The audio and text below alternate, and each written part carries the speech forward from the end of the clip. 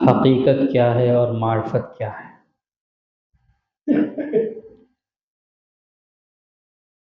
ایمان اللہ رب العزت کو دل سے ایک اقرار کرنا، اللہ کے نبی صلی اللہ علیہ وسلم کو آخری نبی ماننا، نماز ہر حال میں فرض ہے، روزہ ہر مسلمان پر فرض ہے، زکوٰۃ ہر صاحب نصاب پر فرض ہے، حج سب صاحب نصاب پر فرض ہے۔ اگر میرے عزیزو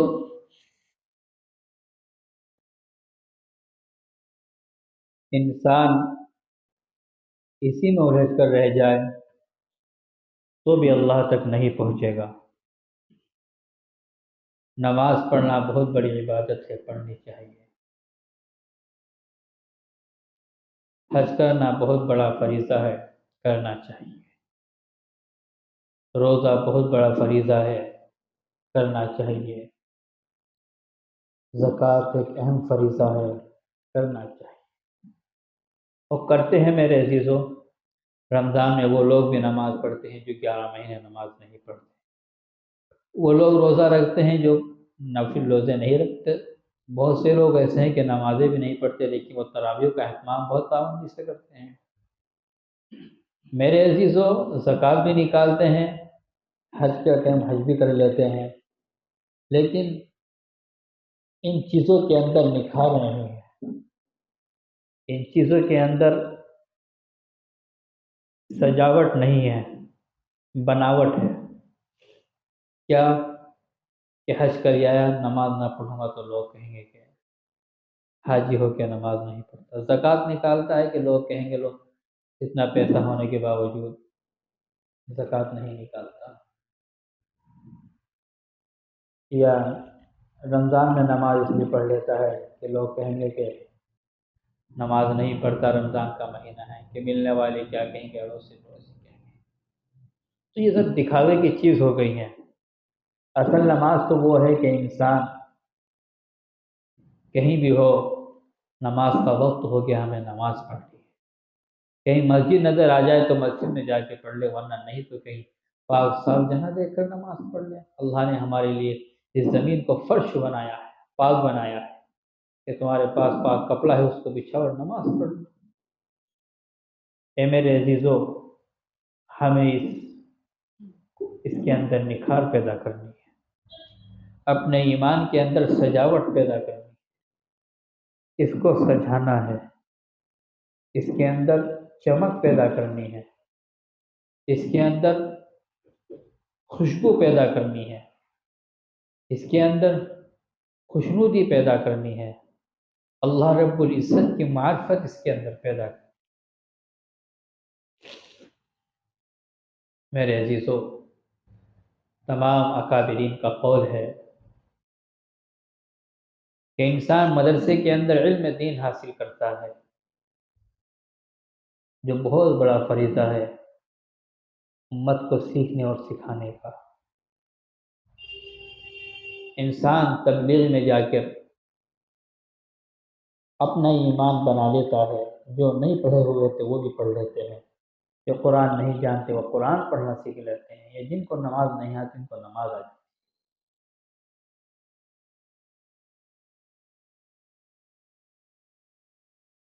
لیکن خانقاہ ایک ایسی جگہ ہے کہ جہاں علم کو نکھارا جاتا ہے، جہاں دل کو نکھارا جاتا ہے۔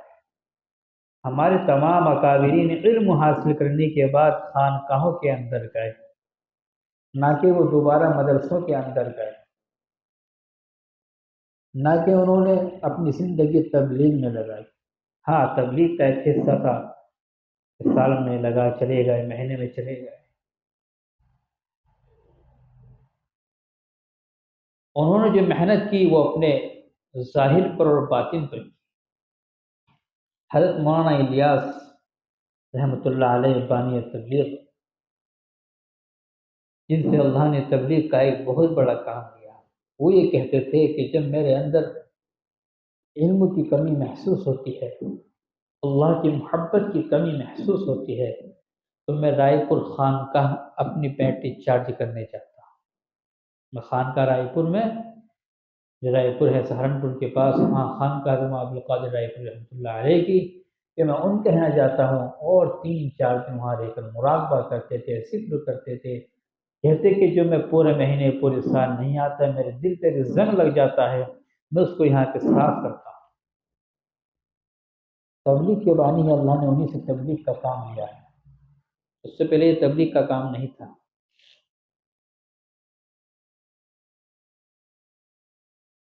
ہمارے اکابرین، ہمارے بزرگان دین،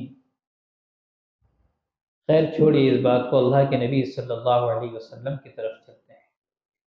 صحابہ اکرام علم حاصل کرتے تھے صفا پر جا کر، لیکن اپنے دل کی اصلاح کے لیے، اپنے دل کی صفائی کے لیے اللہ کے نبی کے مجلس میں آ کے بیٹھا ہے۔ جو اللہ کے نبی مسجد نبوی کے اندر حلقہ لگا کر لوگوں کو نصیحت کرتے تھے، وہاں ہر صحابی یہ سمجھتا تھا کہ یہ بات اللہ کے نبی میرے لیے بیان کر رہے ہیں، یہ بات اللہ کے نبی مجھے بیان کر رہے ہیں۔ یہ نہیں کہتے تھے کہ یہ اس کے لیے بیان کر رہا ہے، یہ اس کے لیے بیان کر رہا ہے۔ ہر صحابی رسول یہ سمجھتا تھا کہ یہ بات اللہ کے نبی میرے لیے بیان کر رہے ہیں، میری اصلاح کے لیے بیان کر رہے ہیں۔ وہاں ایمان نکھرا ان کا۔ صحابہ اکرام کی حدیثیں ہیں کہ ہمارا ایمان جو ہے وہ اللہ کے نبی صلی اللہ علیہ وسلم کی صحبت میں رہ کر نکھرا ہے۔ جب ہم صفا پہ جاتے تھے وہاں تو ہم علم حاصل کرتے تھے، لیکن جو ہمارے دل کی صفائی ہوئی ہے، ہمارے دل کے جو زنگ چھٹے ہیں، وہ اللہ کے نبی صلی اللہ علیہ وسلم کی مجلس میں بیٹھ کر۔ اب آگے چلیے، صدیق اکبر رضی اللہ تعالیٰ عنہ کا دور آتا ہے۔ اللہ کے نبی صلی اللہ علیہ وسلم اس دنیا سے الوداع کہہ گئے، رفیق الاعلیٰ کے پاس چلے گئے۔ تو اس وقت تمام صحابہ اکرام، صحابہ رسول یہ سمجھ رہے تھے کہ اللہ کے نبی ملاقات کے لیے گئے ہیں، اللہ سے ملنے کے لیے گئے ہیں۔ کوئی کچھ کہتا تھا، کوئی کچھ کہتا تھا، یہاں تک کہ عمر فاروق رضی اللہ تعالیٰ عنہ کی حالت تو یہ تھی کہ اگر کسی نے کہہ دیا کہ اللہ کے نبی انتقال فرما گئے ہیں تو اس کا سر قلم کر دوں گا، یہ لفظ سننا گوارا نہیں کر رہے تھے۔ لیکن صدیق اکبر رضی اللہ تعالیٰ عنہ، جو اللہ کے نبی صلی اللہ علیہ وسلم کے پہلے خلیفہ ہیں، خلفائے راشدین میں سب سے پہلا نام ان کا ہے۔ اللہ کے نبی صلی اللہ علیہ وسلم نے صدیق اکبر رضی اللہ تعالیٰ عنہ کو سب کچھ عطا کیا۔ یہ وہی صدیق اکبر رضی اللہ تعالیٰ عنہ تھے کہ جب کافروں نے ستانا شروع کیا اللہ کے نبی صلی اللہ علیہ وسلم کو، تو اللہ کے نبی صلی اللہ علیہ وسلم مکہ چھوڑ کر مدینے کی طرف ہجرت کرنے نکلے، تو صدیق اکبر رضی اللہ تعالیٰ عنہ نے اپنے کاندھے پر بٹھایا تھا۔ یہ وہی صدیق اکبر رضی اللہ تعالیٰ عنہ تھے جنہوں نے اللہ کے نبی صلی اللہ علیہ وسلم کی خاطر سب کچھ چھوڑ دیا تھا، سب کچھ قربان کر دیا تھا، اپنا گھر بار، بیوی بچے، مال دولت سب ختم کر دیا۔ یہ وہ صدیق اکبر رضی اللہ تعالیٰ عنہ تھے کہ جس کی ایک انگلی پر فرشتہ نے شہید صحابی کو زندہ کر دیا تھا کہ جاؤ فرشتوں، اللہ نے کہا کہ فرشتوں جاؤ، صدیق نے کبھی جھوٹ نہیں بولا، صدیق نے کبھی جھوٹی انگلی نہیں اٹھائی، جاؤ وہ جہاں بھی کہیں ہو اس کو زندہ کر کے صف میں کھڑا کر دو، ورنہ آج صدیق کی زبان جھوٹی ہو جائے گی، صدیق کا کلمہ جھوٹا ہو جائے گا، صدیق کی انگلی جھوٹی۔ یہ وہی صدیق اکبر رضی اللہ تعالیٰ عنہ کہ جب اللہ کے نبی نے اعلان کیا کہ سب صحابی اپنے گھر سے مال لے آئیں اور جہاد کے لیے جانا ہے، تو عمر فاروق رضی اللہ تعالیٰ عنہ سوچتے تھے کہ ہم آج صدیق سے آگے نکل جاؤں گا، کیونکہ عمر فاروق تو سب پہلے ہی سب کچھ اللہ کے نبی کو قربان کر چکے ہیں، اور ان کے پاس اتنا نہیں ہے کہ وہ اللہ کے نبی صلی اللہ علیہ وسلم کے پاس بہت کچھ لے جائیں، میں مال منسا کے نکل جاؤں گا۔ سب صحابی آ گئے، اپنے اپنے گھر سے مال لا کے جمع کیا، کوئی برتن لے آیا، کوئی بھاری لے آیا، کوئی تلوار لے آیا، کوئی کچھ لایا، کوئی کچھ لایا۔ صدیق اکبر رضی اللہ تعالیٰ عنہ سب سے آخر میں آئے، سر پہ چھوٹی سی پٹلیاں رکھی ہوئی ہے، اور اس میں کیا ہے؟ صدیق اکبر رضی اللہ تعالیٰ عنہ کے پہننے کے کپڑے، اور خود کیا پہن کر آئے؟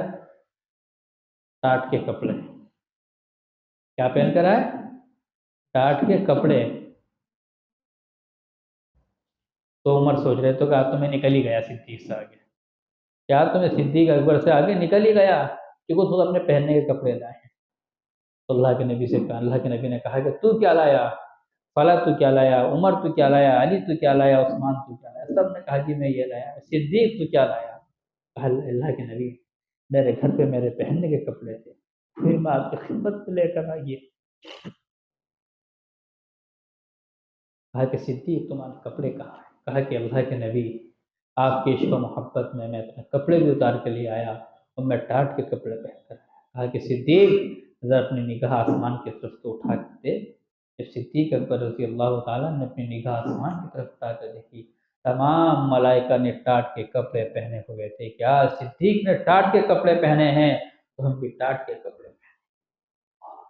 کتنی بڑی فضیلت صدیق اکبر رضی اللہ تعالیٰ، کیسا مقام صدیق اکبر رضی اللہ تعالیٰ نے۔ عمر پھر پیچھے رہ گئے، پھر نہیں۔ عمر فاروق کہتے تھے کہ صدیق اکبر تو میری ساری نیکیاں لے لے، مجھے وہ ایک رات دے دے جو تو نے اللہ کے نبی کے ساتھ غار میں گزاری تھی۔ کہ تو ساری نیکیاں لے لے، بس وہ ایک رات دے دے جو تو نے اللہ کے نبی کے ساتھ غار میں گزاری۔ کیا مقام صدیق اکبر رضی اللہ تعالیٰ عنہ کا تھا، لیکن آپ نے صداقت کے اندر سچا اتر کے دکھایا۔ اللہ کے نبی صلی اللہ علیہ وسلم نے جو علم، جو معرفت، جو طریقت، حقیقت عطا کی تھی، اس میں سچے اتر کے دکھائے، اس میں خیانت نہیں کی۔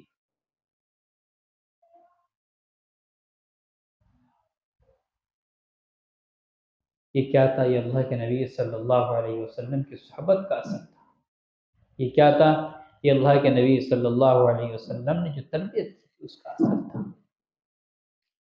تو اللہ کے نبی صلی اللہ علیہ وسلم کی چال کو اپنایا، طریقے کو اپنایا، تو فرشتوں میں بھی اعلیٰ مقام پایا۔ عمر فاروق رضی اللہ تعالیٰ زمانہ ہی جاہلیت میں ایسا دبدبا تھا، کوئی عمر کے سامنے نہیں آتا تھا۔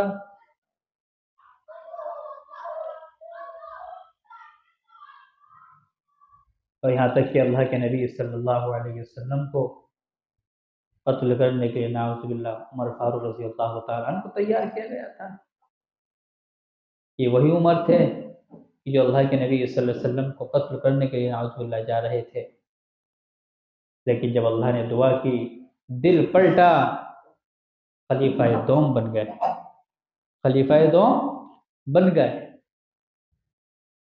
اس لیے میرے عزیزو اپنے ایمان کو نکھارو، اپنے ایمان کو سجاؤ، اپنے ایمان کی اصلاح کرو۔ ہم بہت بڑے نمازی، ہمارا ایمان پھر بھی صحیح نہیں ہے۔ ہم بہت بڑے علم والے ہیں، پھر بھی ہمارا علم نہیں نکھرا ہوا ہے۔ حضرت خواجہ باقر اللہ رحمۃ اللہ علیہ، آپ بچپن سے ہی نازک مزاج تھے، نازک طبیعت تھے۔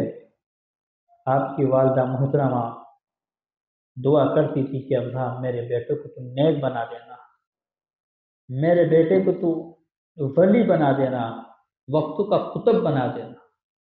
یہ دعائیں کیا کرتی تھی آپ کی والدہ؟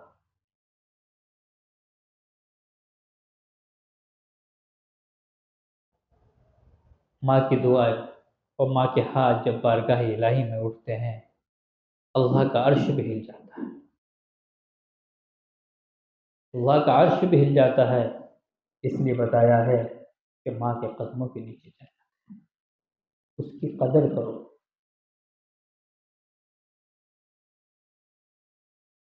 باپ جنت کا دروازہ ہے، اپنے باپ کی قدر کرو۔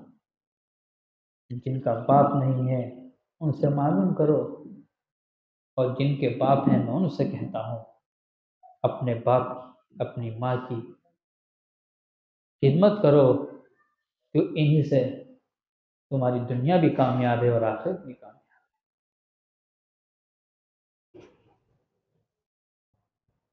میرا باپ نہیں ہے، مجھ سے پوچھے میرے اوپر کیا گزر، جب مجھے ان کی یاد آتی ہے میری آنکھوں سے آنسو نکلتے۔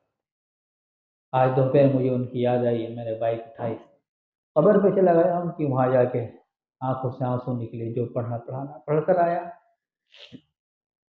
لیکن جو وہ حیات کے سامنے تھے آواز لگاتے تھے، کبھی ان کا پیر دبانا یاد آتا ہے، میں ان کے پیر دباتا تھا، کبھی سر دباتا تھا، انہیں بائک پہ بٹھا کے پیچھے لے کر نجیباد آتا تھا، اطراف میں جاتا تھا۔ ایک وقت وہ آیا کہ جب خبر ملی اس دنیا میں نہ رہے، تو میرے عزیزو، ماں باپ جب چلے جاتے ہیں پھر انسان کو احساس ہوتا ہے کہ ماں باپ کتنی انمول چیز تھی۔ بھائی موت تو برحق ہے، ایک دن آنی ہے، سب کو آنی ہے، اس میں کوئی شک نہیں ہے، کوئی جلدی کوئی دیر سے چلا جاتا ہے۔ بس اللہ سے دعا کرتے رہتے ہیں کہ اللہ ہمارے ماں باپ کو صحت عطا فرما، تندرستی عطا فرما، ان کی عمر میں برکت عطا فرما، صحت کے ساتھ عافیت کے ساتھ ان کو لمبی عمر عطا فرما، اور جن کے والدین نہیں ہیں آپ ان کے لیے بخشش کی دعائیں کرا کریں، ان کے لیے مغفرت کی دعائیں کرا کریں، ہفتے میں ایک مرتبہ ان کی قبر پہ جا کر دعا کر کے آیا کریں، کیونکہ جب آپ کی قبر پہ جاتے ہیں تو روح کو خوش ہوتی ہے کہ دیکھو ہمارا بیٹا، ہمارا بھائی، ہمارا باپ ہماری قبر پہ آیا ہے۔ خیر میرے عزیزو، حضرت باقر اللہ رحمۃ اللہ علیہ کو اللہ نے بچپن کے اندر ہی حافظ قرآن بنا دیا۔ 16-17 سال کی عمر میں آپ نے عالمیت سے فراغت حاصل کر لی، اور آپ ایک مجذوب کے پیچھے لگ گئے، ایک بزرگ کے پیچھے لگ گئے کہ آپ افغانستان کے رہنے والے تھے، تو آپ ایک بزرگ کے پیچھے لگ گئے، اس بزرگ کے پیچھے رہتے، پھر اللہ رب العزت نے شیخ کامل عطا کر دیا، ان کی نظر سے اللہ نے ان کو شاہ ہند نقش بند کا بادشاہ بنا دیا، نقش بندی مجددی سلسلے کا بادشاہ بنا دیا۔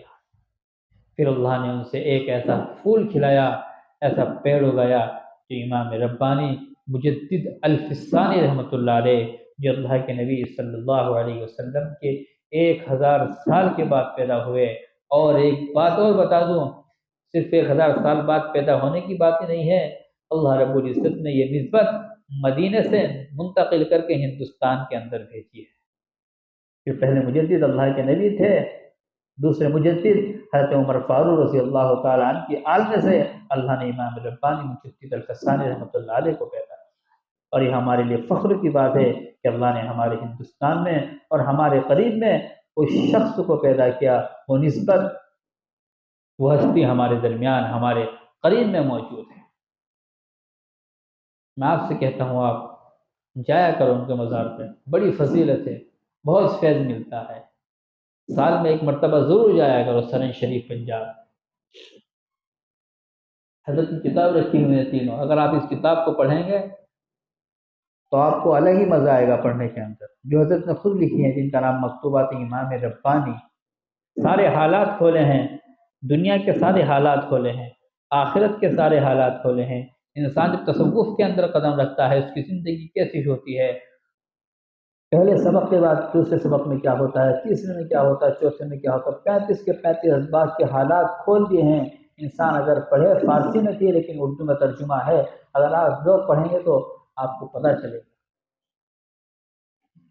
کتاب پڑھنے سے دل کے اوراق کھلتے ہیں، دل کے اندر روحانیت پیدا ہوتی ہے، دل کے اندر ایک لذت محسوس ہوتی ہے، انسان ایسا لگتا ہے انسان کو پڑھنے کے بعد دل کے اندر نور اتر رہا ہے۔ میں تو پڑھتا ہوں، مجھے معلوم ہے۔ اس لیے میرے عزیزو، اپنے ایمان کو سنواریے، اپنے ایمان کو نکھاریے، کوئی بھی انسان اس غلط فہمی میں نہ رہے کہ میں بہت بڑا نمازی ہوں، ایمان نہیں نکھرا ہے، کوئی بھی انسان اس غلط فہمی میں نہ رہے کہ میں سال کا چلہ لگاتا ہوں، میرے عزیزو ایمان نہیں نکھرا پہ، شیطان پتہ نہیں کہاں مار دے۔ کوئی بھی انسان اس خیال میں نہ رہے کہ میں بہت بڑا مولوی مفتی بن گیا ہوں، شیخ الحدیث بن گیا ہوں، بڑے بڑے مشائخ کی زندگی اٹھا کر دیکھیے، انہوں نے اپنے دل کی اصلاح کی ہے۔ مولانا قاسم نانوتوی جیسے شخص، حاجی امداد اللہ مہاجر، نور میاں محمد جنجانی رحمۃ اللہ علیہ جیسے شخص سے بیعت ہوئے ہیں، جو حافظ بھی نہیں ہیں۔ حاجی امداد اللہ مہاجر مکی جیسے شخص سے لوگ جڑے ہیں، جو حاجی تھے، عالم بھی نہیں تھے، لیکن انہوں نے تصوف کا علم حاصل کر لیا تھا، روحانیت انہوں نے اپنے اندر اتار لی تھی۔ ان لوگوں نے دنیا کو الوداع کہہ کر اللہ رب العزت کی بارگاہ میں قدم رکھ دیا تھا، تو بڑے بڑے اکابرین، بڑے بڑے علماء دو حاجی امداد اللہ مہاجر مکی کے ہاتھ سے دے۔ پھر یہ علم نکھرا، پھر کہا کہ ہاں علم تو اب تھا، پہلے علم نہیں تھا، علم کے اندر تو چمک اب محسوس ہوئی ہے۔ سال ہر سال لگ جاتے ہیں، انسان اپنے ایمان کو نہیں نکھار پاتا ہے، زندگی گزر جاتی ہے، انسان اپنے علم کو نہیں نکھار پاتا ہے، زندگی کے آخری حصے پہ کھڑا ہوا ہوتا ہے، دل کی سیاہی دور نہیں کر پاتا ہے۔ ایک شخص ہے، اس نے میرے عزیزو دکان میں 10,000 روپے کا مال بھرا، اور 5 سال کے بعد بھی 10,000 کا مال بھرا۔ ترقی کیا ہوئی؟ تنزلی ہوئی ہے؟ ہوئی نہیں ہوئی؟ اسی طریقے سے ایک انسان نے عبادت کی ہے اور 50 سال کی عمر میں بھی اس کی عبادت ہوئی ہے، کیا ترقی کری ہے؟ تنزلی کری ہے۔ حضرت تھانوی کی زندگی اٹھا کر دیکھیے، اتنے بڑے آپ علم کے پہاڑ تھے، لیکن آپ نے بھی اپنی اصلاح کی۔ مولانا قاسم نانوتوی رحمۃ اللہ علیہ کی زندگی اٹھا کر دیکھی، آپ نے بھی اپنی اصلاح کے لیے شیخ و مرشد تلاش کی۔ مجدد الفسانی رحمۃ اللہ علیہ کی زندگی اٹھا کر دیکھیں گے تو آپ بہت بڑے امام تھے۔ جب آپ سہارنپور کی طرف سے گزرتے تھے تو یہ کہتے تھے کہ یہاں سے مجھے علم کی خوشبو آتی ہے، دیوبند کی طرف اشارہ کر کے کہتے ہیں کہ مجھے یہاں سے علم کی خوشبو آتی ہے۔ جب کسی راستے سے گزرتے تھے، تمام علماء ان کے سامنے ہاتھ جوڑ کے کھڑے ہوتے تھے، لیکن جب اس تصوف کے اندر پہنچے، اپنے دل کی اصلاح کی، جو علم ظاہر تھا اس کو علم باطن میں تبدیل کیا، پھر کھلا کہ یہ علم نہیں، علم تو اب ہے، میں پہلے مولوی نہیں تھا، مولوی تو اب بنا۔ علم حاصل کیا تھا، اس میں نکھار پیدا نہیں تھا، اس میں درد نہیں تھا، اس میں کڑھن نہیں تھی، بس ایک علم تھا۔ لیکن جب صحبت باقی باللہ مل گئی تو سارا علم الیقین میں بدل گیا، حق الیقین میں بدل گیا، عین الیقین میں بدل گیا۔ ایسا نکھار پیدا ہوا، ایسا نکھار پیدا ہوا، آج تک اس علم کی کوئی کاٹ نہیں۔ مجدد صاحب رحمۃ اللہ علیہ فرماتے ہیں، اللہ نے مجھے وہ علم عطا کیا ہے کہ قیامت تک وہ علم کسی کو حاصل نہیں ہو سکتا۔ ایک روایت کے مطابق یہ ملا ہے کہ مجدد الفسانی رحمۃ اللہ علیہ کا جو مقام ہے وہ شاہ عبد القادر جیلانی رحمۃ اللہ علیہ سے بھی اونچا مقام ہے، کیونکہ اللہ نے ان کو مقام وہ عطا کیا تھا، وہ مقام اللہ نے شاہ عبد القادر جیلانی کو بھی عطا نہیں کیا، جو پیر ہے تو پیرانے پیر ہے۔ ایک جگہ میں نے واقعہ پڑھا، اس لیے میرے عزیزو اللہ نے ایسے ایسے بزرگ ہمارے قریب میں آرام فرما رہے ہیں، ہمیں ان سے فیض حاصل کرنا۔ میں یہ نہیں کہتا کہ آپ ہر مہینے جاؤ، ہر سال میں کبھی موقع ملے ایک بار ضرور ان اکابرین کے مزاروں پر حاضری دیا کرو۔